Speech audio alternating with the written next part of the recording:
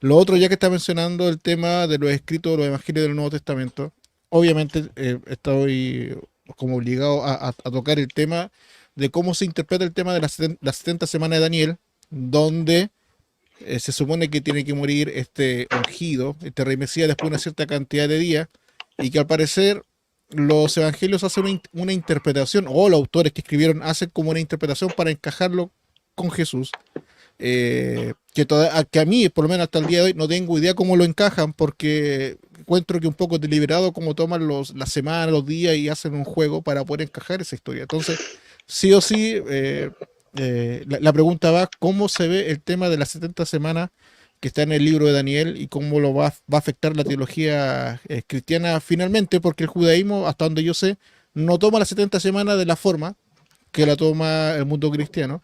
Y yo por lo menos no he leído hasta el día de hoy que lo tomen como algo profético. Sí, bueno, porque no es un libro profético. Ujú. Mira, te acabas de meter en temota, o sea, otro de tantos temas de Daniel que revuelve un montón de cosas. A ver, vamos por orden. Bueno, primera, no recuerdo que el Nuevo Testamento cite el asunto de las 70 semanas. Menciona la abominación desoladora, pero no menciona las 70 semanas como tales. O sea, si ya se cumplieron las 70 semanas, no lo dice en ningún lugar. Yo tengo ahí una hipótesis medio rara, según la cual la profecía de las 70 semanas no se había escrito en tiempos de Jesús. Yo digo que ese es un agregado posteriorcito, pero bueno, ese es otro asunto. Aquí el problema es este. Vamos a hacer la exégesis del texto como tal. O sea, ¿qué es lo que dice el texto? Ya déjate, lo que opina el judaísmo rabínico o el cristianismo, déjalo de lado. Vamos al texto como tal. ¿Cuál es la lógica del texto? La lógica es que Daniel ve que ya se cumplieron las 70 semanas, los 70 años de cautiverio y le pide a Dios lo que platicábamos hace rato. Dios, ¿qué pasó? ¿No? Habías prometido, ya cúmplenos. Y bueno, entonces Dios le manda el ángel para decirle, espérame, estamos allá haciendo los papeleos porque el rey de Persia no nos deja, pero estamos trabajando, no te preocupes, se va a cumplir. Pero entonces aquí viene la parte verdaderamente apocalíptica, porque la lógica apocalíptica en todos los libros apocalípticos, en toda la cultura apocalíptica, la lógica es que los textos bíblicos y sobre todo la Torah y los profetas tienen un doble sentido de interpretación. Uno para su realidad inmediata, que es el que puede entender cualquiera que lo estudie bien, pero otro que tiene un perfil escatológico y que solamente lo puede explicar a alguien que haya recibido una revelación por parte de Dios, por parte de un intermediario, por parte de un ángel, ¿no? Entonces, en esta lógica apocalíptica, baja el ángel a decirle a Daniel, estamos trabajando, los trámites se están haciendo, pero déjate, voy a explicar que estos 70 años que se cumplen hoy, que ya se cumplieron, tienen otro nivel de cumplimiento para el fin de los tiempos. Entonces, donde no estamos hablando de 70 años, sino de 70 semanas de años, o sea, 490 años. Y ya te empiezan a decir las características. Curiosamente, nada más te da las características del principio y del final, para que las identifiques, ¿no? Y bueno, ahí es en donde afloran algunos errores interesantes en la información histórica que tenía el autor. Recordemos que está escribiendo desde por ahí del año 164, ¿no? Bueno, no, espérame, no, ¿sabes qué? No quería meterme con este tema, pero ya me acordé, sí me voy a tener que meter. No, es que ahí es donde yo no estoy de acuerdo que todo Daniel se haya escrito en la guerra macabea. Y este párrafo de las 70 semanas se escribió, perdón, yo digo que se escribió durante la guerra contra Roma, en el año 66 al 70. No voy a entrar ahorita en los detalles técnicos para explicar por qué creo que sí es altamente probable que que el libro de Daniel, tal y como lo conocemos, haya recibido una serie de añadidos durante la guerra contra Roma. Porque ahí me tendría que meter con la cuestión de sobre todo de los tipos de letra y de cómo van cambiando la paleografía, pero también lo que son este tipo de manuscritos de pergaminos que se borraban para volverlos a utilizar. O sea, cuestiones muy técnicas. Ahorita me voy a guiar únicamente por las cuestiones lógicas de los temas. En la profecía de las 70 semanas, lo que se dice, por ejemplo, aquí estoy, Daniel 9, capítulo 24. Obviamente lo voy a leer de la versión Reina Valera de 1960 para marcar el error de traducción que se utiliza en muchas Biblias traducidas al español. Porque dice, 70 semanas están determinadas sobre tu pueblo y sobre tu santa ciudad, para terminar la prevaricación, poner fin al pecado y expiar la iniquidad, para hacer la justicia perdurable, y sellar la visión y la profecía, y ungir al santo de los santos. Bueno, uno hay que entender aquí que la unción del Kodesh HaKodashim no significa la unción del Mesías. El Kodesh HaKodashim es el lugar santísimo del tabernáculo o del templo. O sea, esto se supone que es la profecía para llegar al momento en donde el templo sea purificado.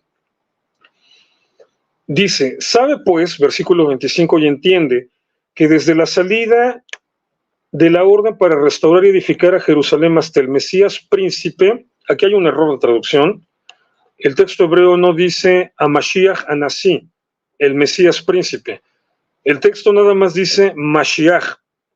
Cuando en hebreo no se utiliza el artículo, o sea, cuando en vez de decir HaMashiach, dice Mashiach nada más, entonces estamos ante un sustantivo indeterminado.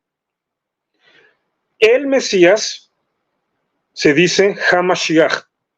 Si nada más dice Mashiach, entonces es un Mesías, es indeterminado. Entonces ahí no dice en hebreo, dice para edificar a Jerusalén hasta el Mesías príncipe, sino hasta un Mesías príncipe. O vamos a traducirlo como es, hasta un príncipe ungido, punto. O hasta la unción de un príncipe. Puede entenderse de muchas maneras, pero básicamente es desde la salida de la orden para restaurar y edificar a Jerusalén hasta un príncipe ungido, habrá 7 semanas y 62 semanas, y le ponen punto y coma, como si 7 y 62 se tuvieran que sumar. Esto es un sinsentido total. En hebreo no dice eso. En hebreo dice, desde la salida de la orden hasta el Mesías, hasta un príncipe ungido, habrá 7 semanas, punto. Y en 62 semanas se volverá a edificar la plaza y el muro en tiempos de angustia, en tiempos angustiosos. Entonces, desde la orden para edificar Jerusalén hasta la manifestación de un Mesías, de un príncipe ungido, 7 semanas, 49 años. Y luego la reconstrucción del muro, del templo, de la plaza, etcétera, y tiempos de angustia, 62 semanas. Se volverá a edificar la plaza y el muro en tiempos de angustia, y después de las 62 semanas se quitará la vida. El texto hebreo no dice eso. Puede decirse que lo insinúa. El texto hebreo dice se cortará a un ungido. No dice se le quitará la vida al Mesías. Eso está totalmente mal traducido. Texto hebreo dice se cortará a un Mesías, a un ungido. Puede significar que lo maten, puede significar que nada más lo despidan de su trabajo, puede significar que lo despojen, bueno. Pero bueno, se cortará a un ungido, mas no por sí, eso está de más, eso no aparece en el texto. Y dice, y el pueblo de un príncipe que, bueno, etcétera, ¿no? Luego ya viene lo de la destrucción de Jerusalén. Ok, ¿cómo se cuentan las semanas? Bueno, primero hay que ubicar cuándo se dio la orden. Esto, en términos estrictos, no es un misterio, porque digamos que la Biblia tiene su lógica intrínseca, y en el capítulo 1 de Esdras, primer versículo, dice, en el primer año de Ciro, rey de Persia, para que se cumpliese la palabra de Dios por boca de Jeremías, despertó el Señor el espíritu de Ciro, el cual hizo pregonar la palabra, etcétera, diciendo que se reedifique Jerusalén y el templo. O sea, la orden para restaurar Jerusalén, según la Biblia, fue dada por Dios, pero por boca de Jeremías. ¿Cuándo la dio Jeremías? Si nos vamos al libro de Jeremías, la primera vez que Jeremías habla de la futura restauración de Jerusalén es cuando está prisionero en el patio del palacio, por órdenes del rey Sedequías, y eso es un año antes de la caída de Jerusalén. Entonces, Si Jerusalén cayó en el año 587 antes de la era común, Jeremías anunció la restauración de Jerusalén. La palabra, la orden para restaurar Jerusalén por boca de Jeremías se dio en el año 588, antes de la era común. Entonces, ese fue el momento en que salió la orden para restaurar Jerusalén, el año 588. Hay que contar 49 años. Si contamos 49 años, 7 semanas, llegamos al año 539. ¿Y qué tiene de interesante el año 539, antes de la era común? Que en el año 539, Ciro, el que fue llamado Mesías en Isaías 45:1, el que fue llamado por el profeta dice en Isaías 45:1, he aquí a mi ungido Ciro, o sea, se los leo textualmente, primero desde el último versículo de Isaías 44, es la primera vez que lo menciona, dice al final, dice, el que dice a las profundidades secaos y tus ríos haré secar, o sea, Dios, el que dice a Ciro, al rey Ciro, él es mi pastor y cumplirá lo que yo quiero al decir a Jerusalén serás edificada y al templo serás fundado. Y entonces empieza el capítulo 45 diciendo, así dice Dios a su Mesías, así está en hebreo. En español siempre te lo ponen a su ungido para disimularle, ¿no? Pero en hebreo dice, li meshijo kirosh. Así dice el Señor a su ungido, a su Mesías, a Ciro. Entonces, según la lógica bíblica, la orden para restaurar Jerusalén la da Jeremías, se da por boca de Jeremías, en lo que podemos identificar claramente como el año 588, antes de la era común, y 49 años después, en el año 539, Ciro se convierte en el rey de Babilonia, porque conquista el imperio babilónico, y entonces él es el que va a dar la orden operativa de decir, vayan y reconstruyan Jerusalén. Esa es la lógica de Daniel, del pasaje de las 70 semanas, en su referencia a, desde la salida de la orden para restaurar, edificar Jerusalén, hasta un príncipe ungido, habrá 7 semanas. Que luego habrá otras 62 semanas, otros 434 años, en los que se volverá a edificar la plaza, el muro, y serán tiempos de angustia. Y al terminar este periodo, se le quitará la vida, bueno, se cortará, puede entenderse como se asesinará a un ungido, no dice a el Mesías, otra vez nada más dice Mashiach, no dice Hamashiach, se cortará a un ungido, y el pueblo, bueno, y luego viene la descripción de la destrucción de Jerusalén. ¿En qué momento se cumplen estas otras 434 años, estas otras 62 semanas? Que serían 69 semanas acumuladas, ¿no? O sea, bueno, ya vimos que la primera definitivamente no se puede referir a Jesús, porque son nada más 49 años desde la salida de la orden para restaurar Jerusalén, y si nos atenemos a la lógica bíblica, está muy claro que se refiere a Ciro, que la Biblia lo llama Mesías, a mí no me echen la culpa. Ahora, ¿cómo identificamos la última semana? Porque, pues sí, qué fácil, nos dice otras 62 semanas, los otros 434 años, pero no nos da pistas internas para irnos guiando. Pero nos describe la última semana, o por lo menos la mitad de la última semana. Ahí nos da la pista para saber en qué momento estamos hablando. Entonces, ahora sí es importante revisar qué sucede en la última semana, porque al final de cuentas, lo importante no es la semana 69, lo importante es la semana 70. O sea, después de la 60 se quitará un Mesías, bla, bla, bla. El pueblo de un príncipe que ha de venir destruirá la ciudad y el santuario. Y su fin será con inundación, y hasta el fin de la guerra durarán las devastaciones. Generalmente te dicen que esto se refiere a la guerra macabea, pero no, aquí hay un problema. En la guerra macabea, Antíoco Epífanes no destruyó el santuario, ni destruyó la ciudad. Entonces, espérame. Se supone que esta es una profecía post-eventum, o sea, que el que le escribió después de que las cosas ya habían pasado. Pero me está hablando de un evento en donde destruyeron la ciudad y destruyeron el templo, cuando en realidad nadie destruyó la ciudad y nadie destruyó el templo. Entonces estamos llegando a uno de esos rarísimos pasajes bíblicos que te dicen que destruirán la ciudad y destruirán el templo para referirse a un evento en el que no destruyeron la ciudad y no destruyeron el templo. Yo tengo una hipótesis más sencilla, eso está mal. No tiene pies ni cabeza. Eso está mal. No sé por qué, perdónenme si soy muy quisquilloso, pero prefiero explorar en un evento en el que sí destruyeron la ciudad y sí destruyeron el templo. Discúlpenme si soy tan quisquilloso con lo que dice aquí el texto, porque ahí dice, destruirán la ciudad y destruirán el santuario. Entonces, bueno, me tengo que ir a la guerra con Roma. Entonces, a ver, vamos a ver si funciona. El pueblo de un príncipe que ha de venir destruirá la ciudad y el santuario, su fin será con inundación, y hasta el fin de la guerra durarán las devastaciones. Ok. Por otra semana confirmará el pacto con muchos.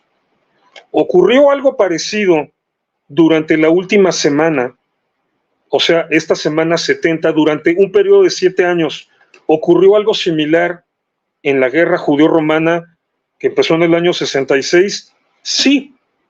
Lo primero que hicieron los romanos fue confirmar la alianza que tenían con Agripa II, con la casa herodiana, con el judaísmo que tenía el poder, pero que se tuvo que replegar hacia Cesarea por la rebelión que hubo en Jerusalén, pero que estaba del lado de Roma.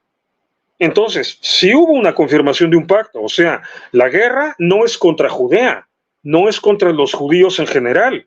Agripa II y su gente están con nosotros. La guerra es contra los sublevados. Y bueno, pues vamos a tener que reventar Jerusalén porque ahí están los sublevados. Pero la guerra es contra los sublevados, no contra los judíos en general. Entonces sí, esto sí ocurre en la guerra judío-romana, aunque también ocurre en la guerra macabea, porque Antíoco Epífanes tuvo su apoyo también en el sector más helenizado. Entonces digamos que en este punto las dos guerras están empatadas, las dos tienen el punto, ¿no? O sea, vamos 3-1, ¿no? Porque dice que se destruye la ciudad, eso no ocurrió en la guerra macabea, sí ocurrió en la guerra romana. Se destruye el templo, eso no ocurrió en la guerra macabea, sí ocurre en la guerra romana. Iba ganando 2-0 esta. Luego esto de un pacto con gente, ok, eso ocurre en las dos. Vamos 3-1. Se confirmará el pacto con muchos. A la mitad de la semana hará cesar el sacrificio y la ofrenda. A la mitad de la semana. ¿En qué momento de la guerra macabea se interrumpe el sacrificio? De hecho, se interrumpe antes de que empiece la guerra macabea, porque la profanación de Jerusalén por Antíoco es desde el año 171, y es cuando se procede a convertir el templo en un centro de culto a Zeus, y se empiezan a practicar sacrificios a Zeus. Pero ojo, no se interrumpieron los sacrificios, nada más empezaron a dedicar a Zeus. Entonces sería un poco exagerado decir que se interrumpieron, tal vez sería más exacto haber dicho se profanaron. Ok, vamos a conceder el punto. Por alguna razón el autor quiso decirlo de esta manera rara. Ok, pero donde plano ya no cuadra es que la profecía dice que eso va a ser a la mitad de la semana. La guerra empezó en el año 167, la macabea, antes de la era común. A la mitad de la semana tendría que haber sido por ahí del año 164. La interrupción de los sacrificios. En el año 164 lo que se logró fue la liberación de Jerusalén. Entonces, ahí ya no me cuadró. En cambio, en la guerra contra los romanos, la guerra empezó en el año 66, pero la interrupción de los sacrificios, o sea, el momento en que Roma ya tiene el control, ya tiene sitiado Jerusalén y ya no se puede seguir haciendo sacrificios, fue en el año 70. Unos meses antes de la caída definitiva, ya no se pudieron seguir haciendo los sacrificios. Fue 3 años y medio después del inicio de la guerra, del 64, de la segunda, de por ahí de julio, agosto del 64, a inicios del 70. 3 años y medio, la mitad de una semana de años. Entonces, 4-1. Esto queda, se acopla, se ajusta a lo que ocurrió en la guerra contra Roma. Entonces, por otra semana confirmó el pacto y a la mitad de la semana hará cesar el sacrificio y la ofrenda. Y después con la muchedumbre de las abominaciones vendrá el desolador. O sea, y después viene ya la inundación de la que había hablado primero, que es cuando dice, el pueblo de un príncipe que ha de venir destruirá la ciudad y el santuario y su fin será con inundación. Entonces, después de que se haya interrumpido el sacrificio, con la muchedumbre de las abominaciones vendrá el desolador, o sea, ese príncipe, y obviamente es cuando destruirán la ciudad y el santuario. Entonces, la lógica es que 3 años y medio después de empezar la guerra, se interrumpen los sacrificios y luego viene la destrucción de la ciudad y del santuario. Eso no sucedió en la guerra macabea, pero fue exactamente lo que sucedió en la guerra judeo-romana. Entonces, digo, no es mi culpa. Eso, de hecho, ni siquiera estoy especulando. Estoy puntualizando datos históricos. Entonces, yo digo que este pasaje se refiere a la guerra judeo-romana. ¿Cómo es posible si el texto se escribió en el siglo II, así lo demostró la paleografía? No. A ver, la paleografía lo único que ha demostrado es que el texto se escribió con caligrafía del siglo II, pero eso lo podía hacer un escriba competente del siglo II antes de la era común. En Qumran se han recuperado textos escritos en paleohebreo, y eso no significa que sean textos escritos en el siglo VIII antes de la era común. Solamente significa que el que escribió sabía escribir paleohebreo. Entonces hay que tener cuidado con la paleografía, porque no siempre te dice de qué época es el texto. Entonces, ahora, ponte en el lugar de los escribas estos, ¿no? Si te iban a llegar diciendo que se habían encontrado un tramposos en estos medios apocalípticos siempre los hay, pero si un tramposo te iba a llegar diciendo que se acababan de, ok, Jerusalén está destruida, el templo está destruido, los romanos nos reventaron todo, pero me acabo de encontrar una copia de Daniel que hablaba de todo esto, mírenla. No voy a llegar con un texto impreso en computadora Times New Roman de 12 puntos. Tengo que llegar con un texto que parezca antiguo. Entonces, tuve que haberlo hecho con caligrafía antigua. Eso es simple lógica. Digo, si yo voy a llegar diciendo que aquí entre los papeles de mi librero, que siempre está todo de cabeza, me encontré un cuento original de Borges, inédito, y lo presento en Times New Roman de 12 puntos, se van a reír de mí. Si voy a falsificar cuentos de Borges, tiene que ser en papel amarillento, con máquina de escribir Remington, etcétera, ¿no? Entonces, o sea, eso tiene explicación. Pues yo me voy al fondo.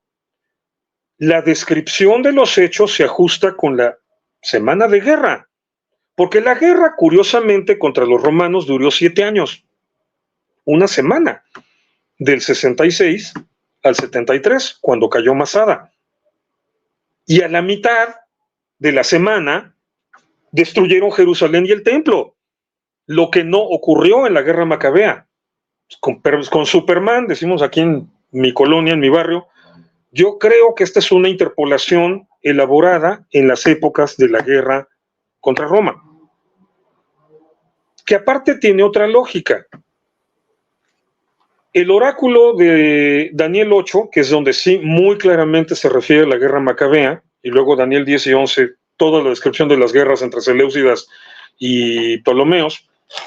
A ver, de lo que se trataban esos oráculos es de que después de esa guerra iba a venir el reino mesiánico. Y no llegó. No ocurrió. Falló. ¿A quién le sirven profecías fallidas? A nadie. Ahora, ¿cuándo se enteraron que esa profecía falló? Pues como desde el año 164, ¿no? Antes de la era común. O sea, sí, ganó Judas Macabeo, pero en vez de que llegara el reino de Dios, o el reino mesiánico, como le quieran llamar, 2 años después volvió la guerra. Otros 2 años después hasta mataron a Judas Macabeo, y el que se tuvo que hacer cargo del pleito fue Jonatán, su hermano. O sea, ¿en qué momento se enteraron que todo eso de Daniel 8, Daniel 2, 10 y Daniel 11 había fallado? Desde esas épocas. ¿Qué hacen los profetas? O sea, estos líderes muy típicos de los cristianismos fundamentalistas que todo el tiempo están anunciando que ya, la próxima semana es el fin. Llega la próxima semana, no pasa nada, no es el fin, y después de un año aparecen ahí ya con otro aspecto, ¿no? Diferente manera de vestir, se quitaron la barba, se peinaron bien, y salen a decir, no, lo que pasa es que no vimos una coma, ¿no? Y esa coma son otros 7 años. Te empiezan a salir cualquier pretexto para decirte que falló y que va a ser despuesito. Y le vuelven a poner fecha. Y vuelven a fallar. Y se tienen que esconder otro rato y le vuelven a poner fecha y vuelven a fallar. Ahí estuvo el baboso de Michael Rood, este charlatán gringo, payaso hasta en la manera de vestir, anunciando que el Armagedón empezaba en 2010, eso lo recuerdo perfectamente desde 2009, que iba a haber una guerra termonuclear, que iban a destruir Damasco, bla, bla, bla, y que el milenio iba a empezar en 2017. Obviamente falló con todo, ¿no? El tipo se tuvo que desaparecer de los medios 2, 3 añitos, aparte, le debía dinero al fisco, entonces anduvo desaparecidito. Bueno, no veo ninguna razón para no pensar que esta gente antigua tuviera que hacer lo mismo. O sea, nos falló, ¿qué hacemos? Bueno, pues vámonos al desierto, a escondernos, donde no nos vea nadie, y ahí nos dedicamos a estudiar qué pasó.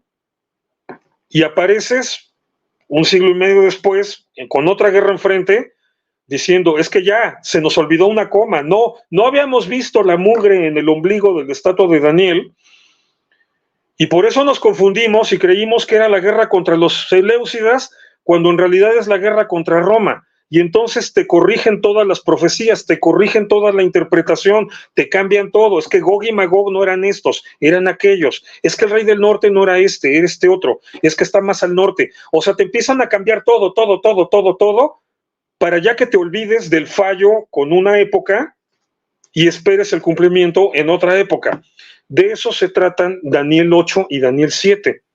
Daniel 8 es la visión original, bueno, la profecía original de que todo apunta a la guerra con los seleucidas. Daniel 7, junto con las 70 semanas, Daniel 9 y con la estatua, Daniel 2, son la corrección, así, no, es en la guerra contra Roma. Por eso decía yo hace rato, no me quería meter el tema, ni modo, ya me empujaron. Pero por eso decía hace rato que está ese problema de paradigmas, que de repente ese rollo de las bestias en Daniel 8 tiene una lógica y en Daniel 7 tiene otra lógica, el mismo código de símbolos. Porque el de Daniel 7 es la corrección de decir, nos equivocamos, no era con Antíoco, es con Vespasiano. Y bueno, aquí en Daniel 9 lo que me parece muy claro es que están hablando de los 7 años de guerra contra Roma. Entonces, ¿quién es el segundo Mesías de Daniel 9? De la profecía de las 70 semanas. Bueno, alguien que muere al final de la semana 69. Y si ya identificamos que la semana 70 es la semana de la guerra contra Roma, la semana 70 empezó en el año 66. Entonces, la semana 69 terminó en el año 66.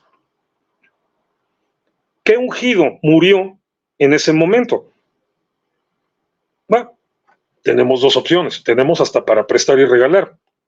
Porque recuerden, en ese tiempo, en los tiempos de, tanto en los tiempos macabeos como en los tiempos de la guerra contra Roma, los únicos ungidos que todavía existían operativamente hablando en el pueblo judío eran los sumos sacerdotes.